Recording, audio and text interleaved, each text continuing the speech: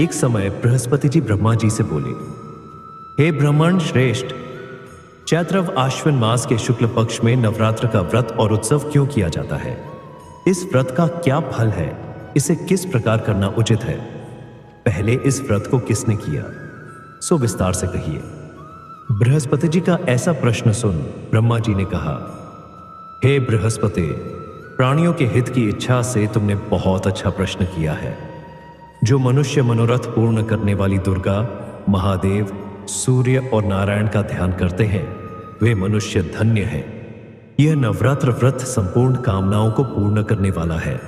इसके करने से पुत्र की कामना वाले को पुत्र, धन की लालसा वाले को धन, विद्या की चाहना वाले को विद्या और सुख की इच्छा वाले को सुख मिलता है। इस व्रत को करने से रोगी मनुष्य का रोग दूर हो जाता है, मनुष्य की संपूर्ण विपत्तियां दूर हो जाती है और घर में समृद्धि की वृद्धि होती है। बंध्या को पुत्र प्राप्त होता है, समस्त पापों से छुटकारा मिल जाता है और मन का मनोरथ सिद्ध हो जाता है। जो मनुष्य इस नवरात्र व्रत को नहीं करता, वह अनेक दुखों को भोगता है और कष्ट व रोग से पीड़ित हो अंगहीनता को प्राप्त होता है। उसके संतान नहीं होती और वह धन धान्य से रहित हो भूख और प्यास से व्याकुल घूमता फिरता है तथा संज्ञाहीन हो जाता है। जो सधवा स्त्री इस व्रत को नहीं करती, वह पति सुख से वंचित हो नाना दुखों को भोगती है। यदि व्रत करने वाला मनुष्य सारे दिन का उपवास न कर सके तो एक समय भोजन करे और 10 दिन बांधवों सहित नवरात्र व्रत की कथा का श्रवण करे। हे बृहस्पति, जिसने पहले इस महाव्रत को किया है, वह कथा मैं तुम्हें सुनाता हूं, तुम सावधान होकर सुनो। इस प्रकार ब्रह्मा जी का वचन सुनकर बृहस्पति जी बोले, हे ब्राह्मण, मनुष्यों का कल्याण करने वाले इस व्रत के इतिहास को मेरे लिए कहो, मैं सावधान होकर सुन रहा हूं। आपकी शरण में आए हुए मुझ पर कृपा करो। ब्रह्मा जी बोले, प्राचीन काल में मनोहर नगर में पीठ नाम का एक अनाथ ब्राह्मण रहता था। वह भगवती दुर्गा का भक्त था। उसके संपूर्ण सद्गुणों से युक्त सुमति नाम की एक अत्यंत सुंदरी कन्या उत्पन्न हुई। वह कन्या सुमति अपने पिता के घर बाल्यकाल में अपनी सहेलियों के साथ क्रीड़ा करती हुई इस प्रकार बढ़ने लगी जैसे शुक्ल पक्ष में चंद्रमा की कला बढ़ती है। उसका पिता प्रतिदिन जब दुर्गा की पूजा करके होम किया करता, वह उस समय नियम से वहां उपस्थित रहती। एक दिन सुमति अपनी सखियों के साथ खेल में लग गई और भगवती के पूजन में उपस्थित नहीं हुई।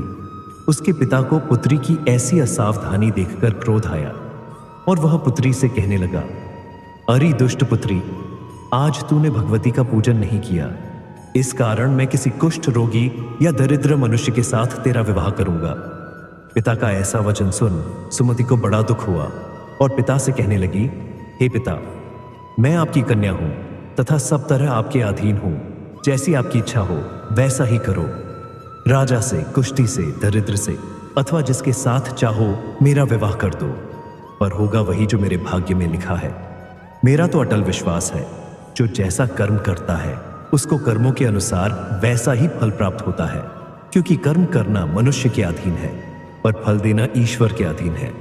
जैसे अग्नि में पड़ने से तृणादि उसको अधिक प्रतीत कर देते हैं, इस प्रकार कन्या की निर्भयता से कहे हुए वचन सुन उस ब्राह्मण ने क्रोधित हो अपनी कन्या का विवाह एक कुष्ठी के साथ कर दिया और अत्यंत क्रोधित हो पुत्री से कहने लगा, हे पुत्री, अपने कर्म का फल भोगो, देखें भाग्य के भरोसे रहकर क्या करती हो।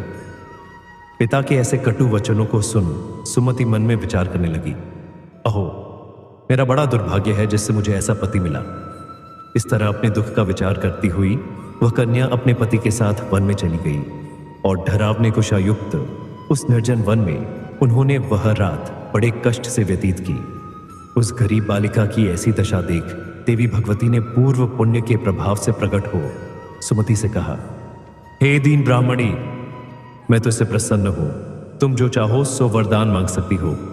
भगवती दुर्गा का यह वचन सुन ब्राह्मणी ने कहा, आप कौन हैं? वह सब मुझसे कहो। ब्राह्मणी का ऐसा वचन सुन देवी ने कहा कि मैं आदिशक्ति भगवती हूं और मैं ही ब्रह्म विद्या व सरस्वती हूं। प्रसन्न होने पर मैं प्राणियों का दुख दूर कर उनको सुख प्रदान करती हूं। हे ब्राह्मणी, मैं तुझ पर तेरे पूर्व जन्म के पुण्य के प्रभाव से प्रसन्न हूं। तुम्हारे पूर्व जन्म का वृतांत सुनाती हूं, सुनो। तू पूर्व जन्म में निषाद आउटिस भील की स्त्री थी और अति पतिव्रता थी। एक दिन तेरे पति निषाद ने चोरी की। चोरी करने के कारण तुम दोनों को सिपाहियों ने पकड़ लिया और ले जाकर जेल खाने में कैद कर दिया। उन लोगों ने तुझको और तेरे पति को भोजन भी नहीं दिया। इस प्रकार नवरात्र के दिनों में तुमने न तो कुछ खाया और न जल ही पिया। इस प्रकार 9 दिन तक नवरात्र का व्रत हो गया। हे ब्राह्मणी, उन दिनों में जो व्रत हुआ, इस व्रत के प्रभाव से प्रसन्न होकर मैं तुझे मनोवांछित वर देती हूं। तुम्हारी जो इच्छा हो सो मांगो। इस प्रकार दुर्गा के वचन सुन ब्राह्मणी बोली, अगर आप मुझ पर प्रसन्न हैं तो हे दुर्गे, मैं आपको प्रणाम करती हूँ। कृपा करके मेरे पति का कोट दूर करो।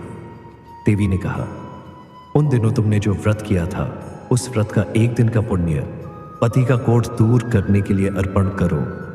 उस पुण्य के प्रभाव से तेरा पति कोट से मुक्त हो जाएगा। ब्रह्मा जी बोले।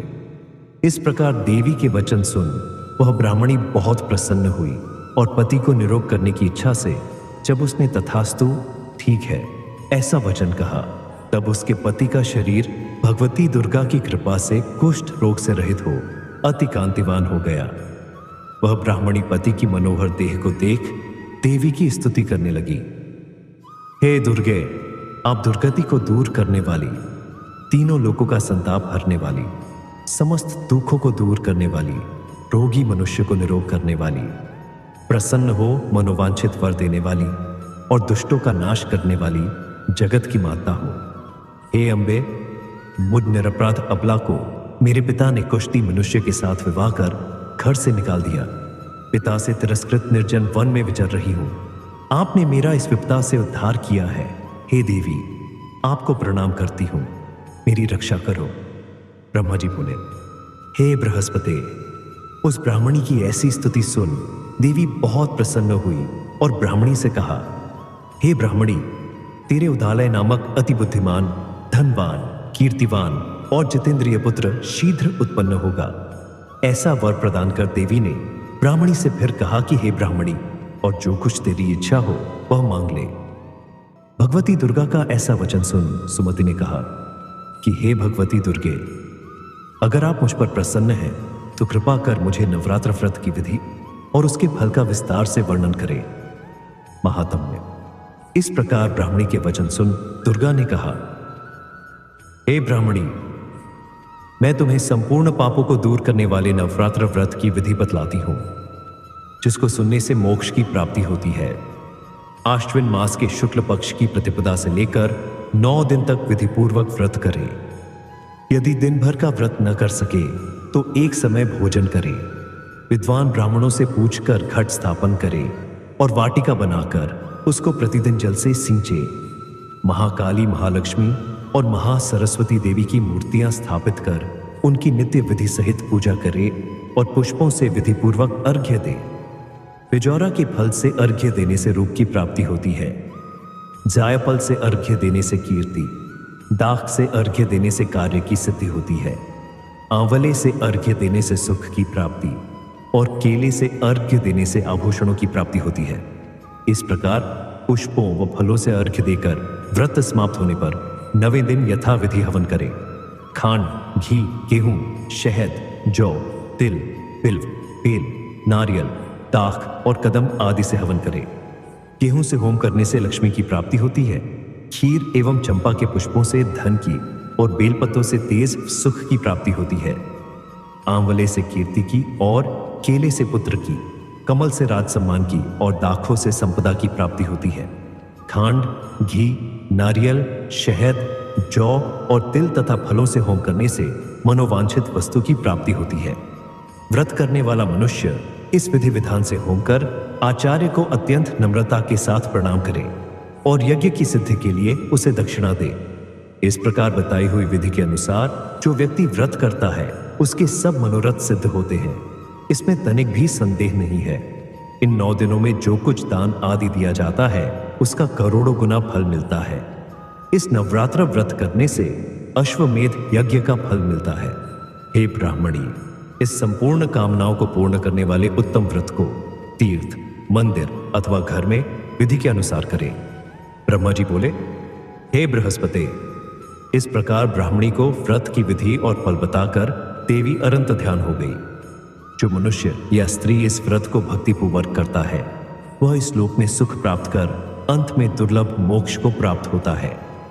हे बृहस्पति, यह इस दुर्लभ व्रत का महात्म्य है जो मैंने तुम्हें बतलाया है। यह सुन बृहस्पति जी आनंद से प्रफुल्लित हो ब्रह्मा जी से कहने लगे कि हे ब्राह्मण, आपने मुझ पर अति कृपा की जो मुझे इस नवरात्रि व्रत का महात्म्य सुनाया। ब्रह्मा जी बोले कि हे बृहस्पति, यह देवी भगवती शक्ति संपूर्ण लोकों का पालन करने वाली है। इस महादेवी के प्रभाव को कौन जान सकता है। बोलो देवी भगवती की जय।